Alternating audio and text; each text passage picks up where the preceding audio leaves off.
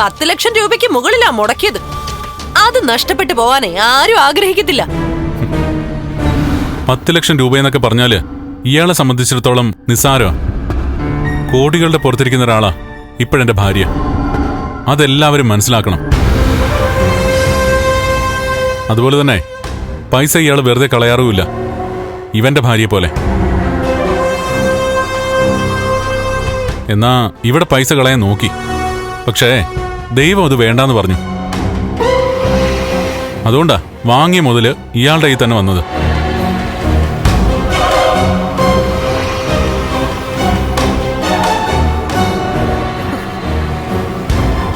കണ്ണേട്ടാ, എന്താ മഹി? ഒരു മിനിറ്റ്.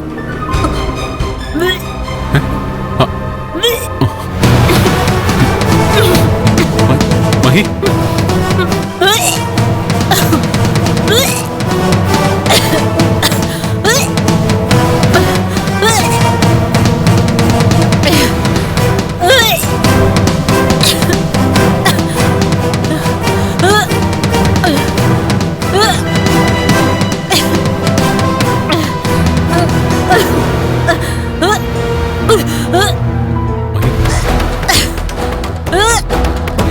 ഇടയ്ക്കിടയ്ക്ക് ഇപ്പൊ അവൾക്കിത് വരുന്നുണ്ടല്ലോ.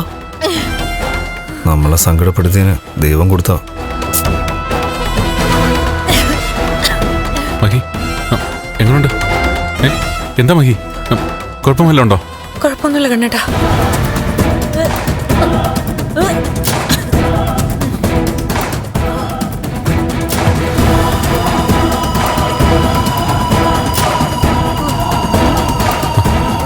എടോ, ക്ഷീണമുണ്ടോ? എടോ, തളർച്ച വന്നുണ്ടോ?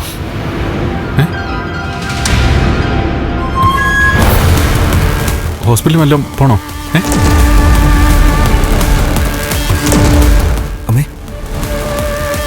കാലനങ്ങുന്നുണ്ടോ?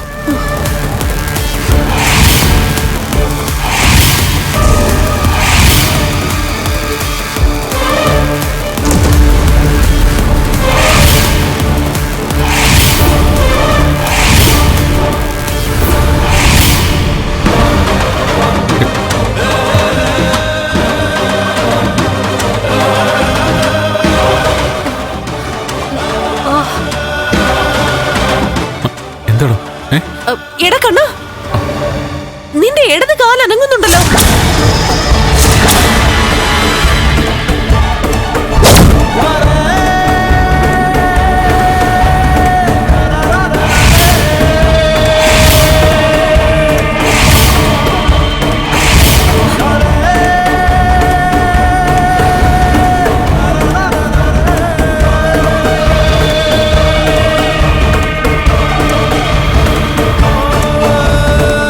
അതെ, അനങ്ങുന്നുണ്ട്.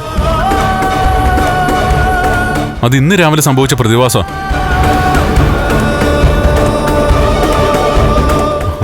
ആ സന്തോഷത്തിലാ ഇവനെ ഒന്ന് സഹായിക്കാൻ പോലും ഇയാൾ തയ്യാറായത്. ഈ സ്വർണം വാങ്ങിക്കൊണ്ടുവന്ന് ഇവന്റെ കൊടുത്തത്. എല്ലാരും ചോദിക്കുമായിരുന്നല്ലോ നിരന്തരം തോമസ് സാറിന്റെ അടുത്തേക്ക് പോയിട്ട് എന്തെങ്കിലും പുരോഗതി ഉണ്ടോ എന്ന്. ദേ, ഇതാണ് ആ പുരോഗതി.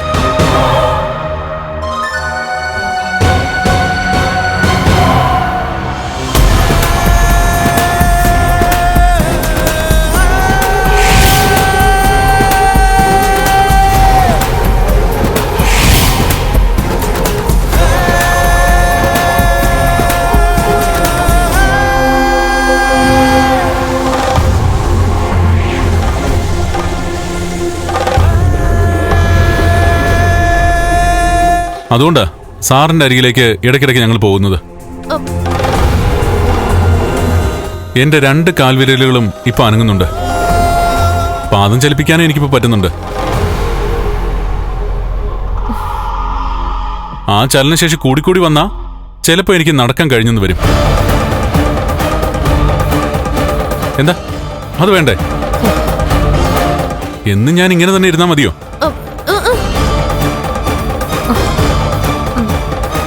അങ്ങനെ നടക്കാൻ കഴിയുമെന്നുള്ള പ്രതീക്ഷയൊന്നും ഇതുവരെ തോമസ് സാർ തന്നിട്ടില്ല. എങ്കിലും എനിക്ക് നല്ല ആത്മവിശ്വാസമുണ്ട്. ഇത്രയൊക്കെ ഇമ്പ്രൂവ് ചെയ്ത സ്ഥിതിക്ക് ഇനി ബാക്കിയൂടെ ദൈവം തരുമെന്ന്.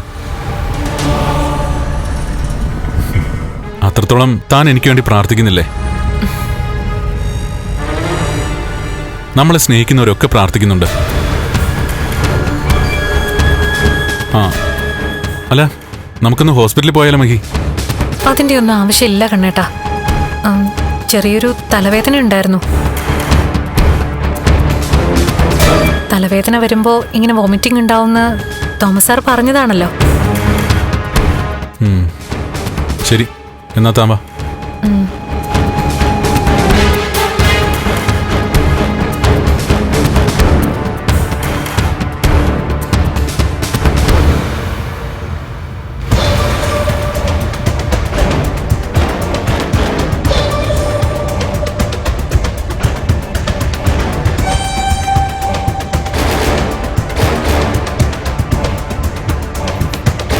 അങ്ങനെ അയാളുടെ ഇടതുകാലം അനങ്ങി തുടങ്ങി. അവന്റെ ഇടതുകാലം അനങ്ങിയതിനോടൊപ്പം തന്നെ അവളുടെ വയറ്റിനകത്തും അനക്കം ഉണ്ടോന്ന് എനിക്ക് സംശയമുണ്ട്. എന്നുവെച്ചാ? എടാ, അവൾക്കിപ്പൊ ഇതുപോലെ തല ചുറ്റലും മനം പുരട്ടലും ഒക്കെ ഇടയ്ക്കിടയ്ക്ക് ഉണ്ടാവുന്നുണ്ട്. അത് സാധാരണ കല്യാണം കഴിഞ്ഞ പെൺകുട്ടികൾക്ക് വയറ്റിനകത്ത് കുഞ്ഞാള് വരുമ്പോഴാ ഉണ്ടാവുന്നത്. എന്തൊക്കെയാ അമ്മീ പറയുന്നേ? അതിന് അയാൾ അച്ഛനാവോ? അവനാകത്തില്ല, പക്ഷേ അവൾക്ക് അമ്മയാകാലോ. അതിന് പല മാർഗങ്ങളും ഉണ്ടല്ലോ. എടാ, അവൻ അവളെ കൈവെള്ളയിൽ കൊണ്ടു നടക്കുക. കൂടെ നിന്നിട്ട് അവൾ അവനെ പച്ചയ്ക്ക് കത്തിക്കത്തില്ലെന്ന് ആർക്കറിയാം? അങ്ങനെ സംഭവിച്ചിട്ട് രണ്ടും രണ്ടു വഴിക്ക് പോയാൽ മതിയായിരുന്നു. അങ്ങനെയെങ്കിൽ ഒരുപക്ഷെ കരുണ തിരിച്ചു വരും.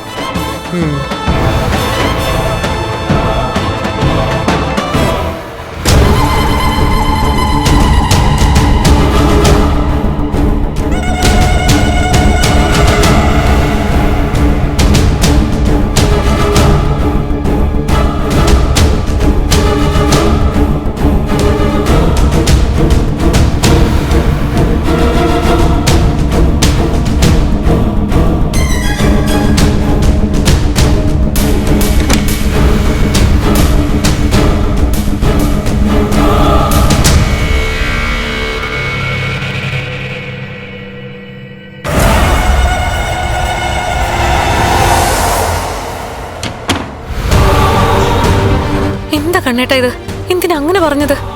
പറയാതെ പിന്നെ, തനിക്കൊരു അവശത വരുമ്പോ പോലും എനിക്കൊന്നും ചെയ്യാൻ പറ്റുന്നില്ല. പിന്നെ ഇവിടെ അത് മാത്രമല്ലല്ലോ, തോമസ് സാറിന്റെ അടുത്തേക്ക് പോകുന്നതുകൊണ്ട് എന്തെങ്കിലും ഇമ്പ്രൂവ്മെന്റ് ഉണ്ടാവുന്നുണ്ടെന്ന് അവരോട് അറിയട്ടെ. അവർക്കൊക്കെ നല്ല സംശയം ഉണ്ടെന്നാ തോന്നുന്നേ. സംശയിക്കട്ടെ, അങ്ങനെ ഓരോന്നും അറിഞ്ഞു തുടങ്ങട്ടെ. എടോ, ഞാൻ അപ്പോഴേ തന്നോട് പറഞ്ഞതല്ലേ, നന്ദിയില്ലാത്ത ഒരുത്തനെ സഹായിക്കാൻ നോക്കിയാല് അതുകൊണ്ട് ഒരു പ്രയോജനം ഉണ്ടാവില്ലെന്ന്. ഇപ്പൊ എന്തായി? അവളും അവനും തന്നെ കുറ്റപ്പെടുത്തി, അമ്മയും.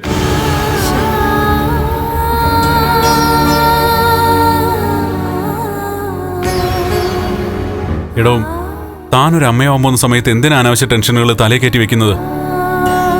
എന്റെ അനിയനും തന്റെ അനിയത്തിക്കും ജീവിക്കാനുള്ള എല്ലാ ചുറ്റുപാടുകളും ഉണ്ട്. നമ്മൾ നമുക്ക് വേണ്ടിയാ ജീവിക്കേണ്ടത്, അല്ലാതെ മറ്റുള്ളവരെ കാണിക്കാൻ വേണ്ടിയല്ല. തന്നെക്കാൾ നല്ലൊരു ജീവിതം കരുണയ്ക്ക് വേണമെന്നുള്ള വാശിയാ ഇതിനൊക്കെ കാരണം. ഇനി ഉണ്ണിക്കോ കരുണയ്ക്കോ ഒരു സഹായം ചെയ്യാൻ പാടില്ല. അവന് മാന്യമായ ശമ്പളം നമ്മൾ കൊടുക്കുന്നുണ്ട്. ആ ശമ്പളത്തിൽ അവൻ ജീവിക്കണം. അവന്റെ അമ്മയുടെ കാര്യം പോലും അവൻ നോക്കാറില്ല, അറിയോ? വിശേഷ ദിവസങ്ങളിൽ അമ്മയ്ക്കൊരു ഡ്രസ്സ് പോലും അവ എടുത്തു കൊടുക്കാറില്ല. എല്ലാം ഞാൻ തന്നെ ചെയ്യുന്നത്. അതിനൊക്കെ ഇനി മാറ്റം വരുത്തേ പറ്റൂ.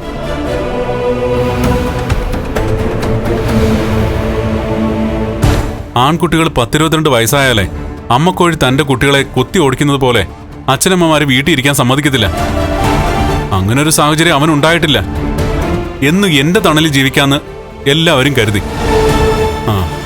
ആ ചിന്തയ്ക്ക് ഇനിയെങ്കിലും മാറ്റം വരണം. കണ്ണേട്ടന്റെ ഇടത് കാൽവിരൽ അനങ്ങിയത് ഇപ്പൊ എല്ലായിടത്തും ചർച്ചയാവുന്ന തോന്നുന്നേ. ആയിക്കോട്ടെ, ഇപ്പൊ ഇത്രയല്ലേ അവർ കണ്ടോളൂ. നാളെ ചിലപ്പോ ഞാൻ എഴുന്നേറ്റ് നടക്കുന്നത് കാണും. അതെപ്പോഴായാലും കാണണമല്ലോ. പരമാവധി എല്ലാം മറച്ചു വെക്കാൻ നോക്കും. പറ്റിയില്ലെങ്കിൽ വരുന്നത് വരട്ടെന്ന് കരുതും.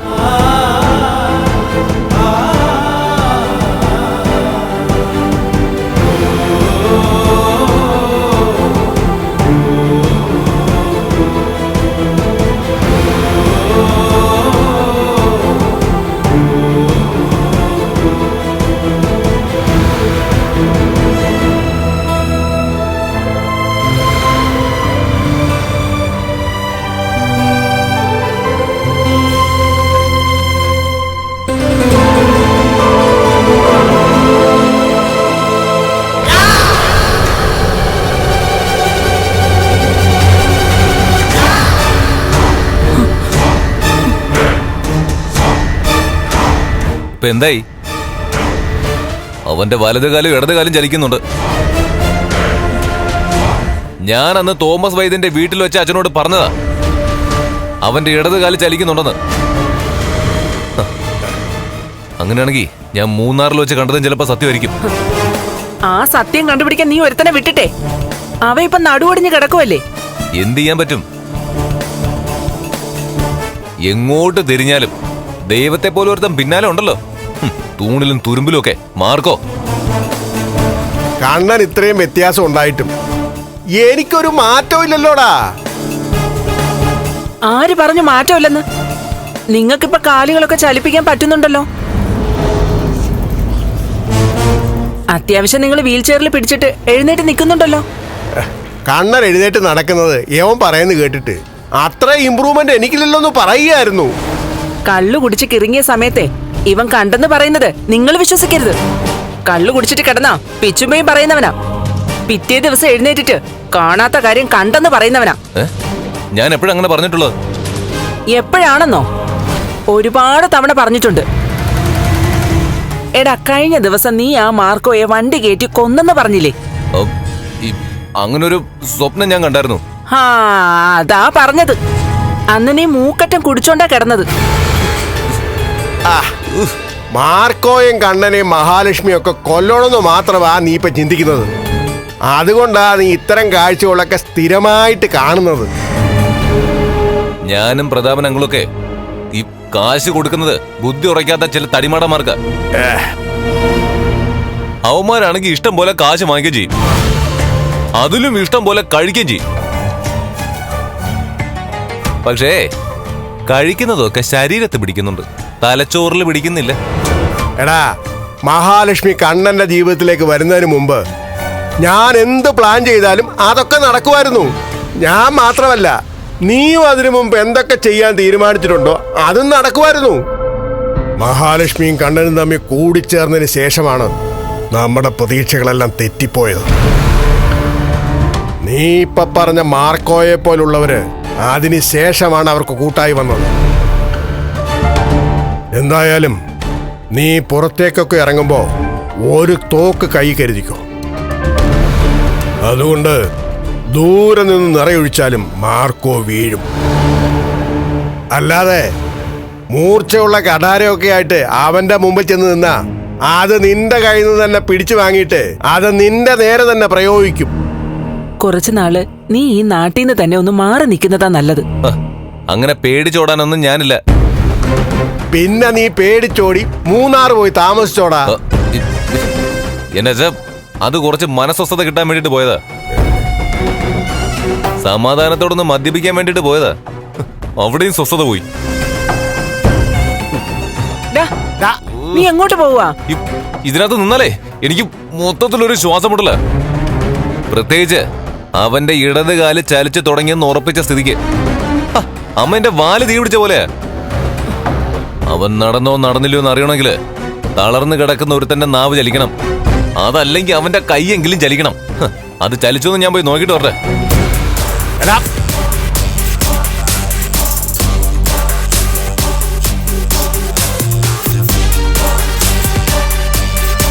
നമ്മുടെ മോന്റെ പോക്ക് കണ്ടിട്ട് അവൻ അധികം താമസിക്കാതെ ഒരു പേര് കിട്ടുമെന്നൊരു സംശയമുണ്ട്. എന്തു പേര്? പേര് മിക്കവാറും അവനെ ഏതെങ്കിലും മെന്റൽ ഹോസ്പിറ്റലിൽ കൊണ്ടുവരണമെന്നാ എനിക്ക് തോന്നുന്നത്. ആർത്തിമൂത്ത് ഭ്രാന്തായെന്ന് കേട്ടിട്ടുണ്ട്.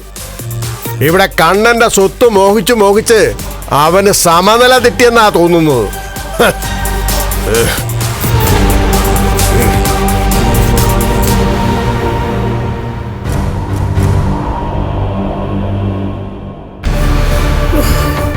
ചൂടായത്.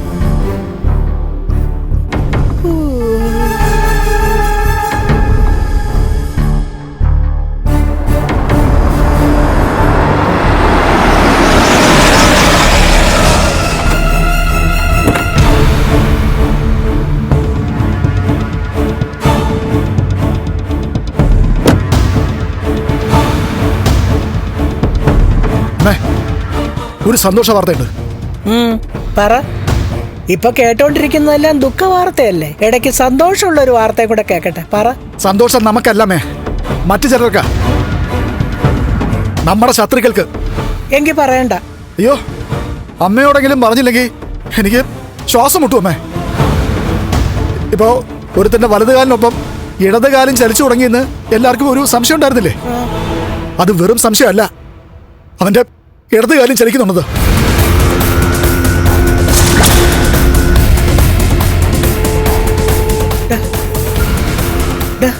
ശരിക്കും ചലിക്കുന്നുണ്ടോടാ? കള്ളം പറഞ്ഞ നിന്റെ കാരണം അടിച്ച് ഞാൻ പൊട്ടിക്കുവേ. അതിന് ഞാൻ എന്തിനാ അമ്മയെ കള്ളം പറയുന്നേ? എന്നോട് ദുർഗയെ വിളിച്ച് ഈ വിവരം പറഞ്ഞേ. അവന്റെ വലതുകാലിലെ വിരലല്ലേ ചലിച്ചത്?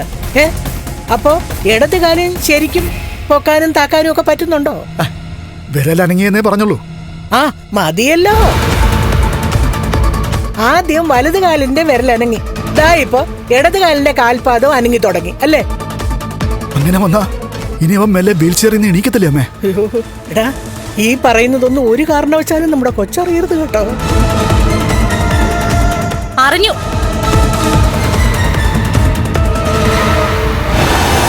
ഇനിയിപ്പൊ മോൾ എന്തൊക്കെ പറയുമോ എന്തോ.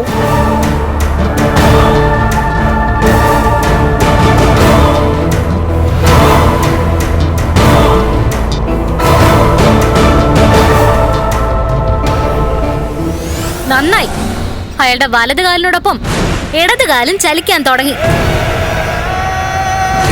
ഇനി നമ്മളൊക്കെ ഭയക്കുന്ന പോലെ അയാൾ മെല്ലെ എഴുന്നേക്കും, നടക്കും, ലക്ഷ്മിയുടെ കൈ പിടിച്ച്. എന്ന് വെച്ചാ അരയ്ക്ക് താഴോട്ട് തളർന്നു പോയ ഒരാളുടെ വീൽ ചെയർ തള്ളാനാ ഒരുത്തിയെ എനിക്കൊപ്പം അച്ഛൻ അങ്ങോട്ട് പറഞ്ഞു വിട്ടത്. എന്നിട്ടിപ്പോ അവൾ ആഗ്രഹിച്ചൊക്കെ നേടിക്കൊണ്ടിരിക്കുക.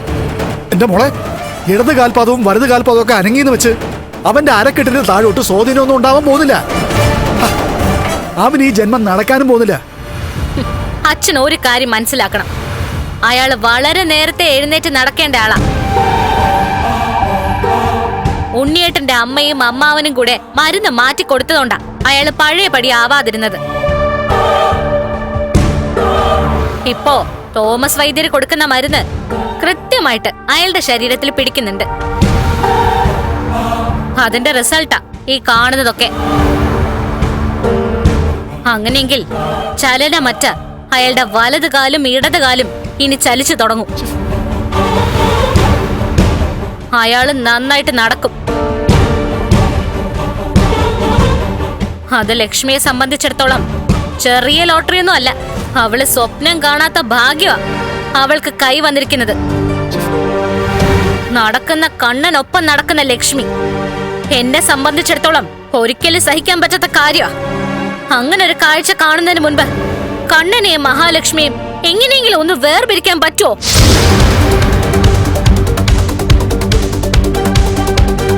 അതിനുവേണ്ടി ഒരുപാട് തവണ ഞാനും മേഘനും ഒക്കെ ശ്രമിച്ചതല്ലേ മോളെ, നടക്കാത്തോണ്ടല്ലേ? മോളെ, മണ്ടന്മാരോട് ഇത്തരം കാര്യങ്ങളൊന്നും പറഞ്ഞിട്ട് കാര്യമില്ല. ഇവനെ ഏതു നേരവും പറയും നിന്റെ കെട്ടിയവനൊരു മണ്ടനാന്ന്. കെട്ടിയവൻ മാത്രമല്ല, ജനിപ്പിച്ചവനും മണ്ടന. ഇത്തരം മണ്ടന്മാർക്കിടയിൽ കിടന്ന് പുകഞ്ഞ് തീരാനാ മോളെ നമ്മുടെയൊക്കെ വിധി. അവന്റെ ഇടതുകാലം കൂടെ ചലിച്ചെന്നുള്ള വാർത്ത എന്റെ കുഞ്ഞിന്റെ നെഞ്ചിലാണ് തറച്ചത്.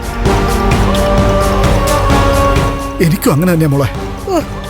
അതിനെന്തെങ്കിലും ഒരു പ്രതിവിധി കാണടാ. മേഘൻ എന്തെങ്കിലും ചെയ്യാതിരിക്കില്ല.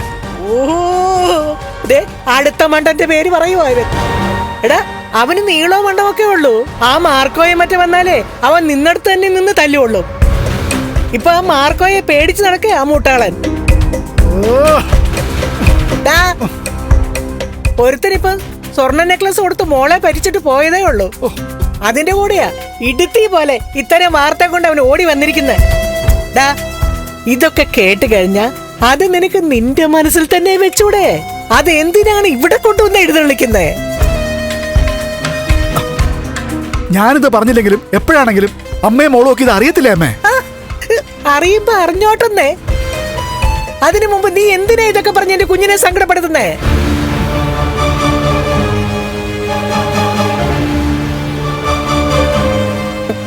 എന്റെ മോള് വിഷമിക്കണ്ട. നമുക്ക് പൂജയും മന്ത്രവാദമൊക്കെ നടത്താൻ പറ്റുന്നിടത്തോളം നടത്താം. ഏതെങ്കിലും ഒരു ഘട്ടത്തിൽ മോൾ ആഗ്രഹിക്കുന്ന പോലെ തന്നെ നടക്കും. കണ്ണനും മഹാലക്ഷ്മിയും 2 ധ്രുവങ്ങളിലാകും. എന്റെ ഭഗവാനെ, അങ്ങനെ ഒരു കാഴ്ച കണ്ടിട്ട് എന്റെ കണ്ണടയാവുള്ള ഭഗവാനെ.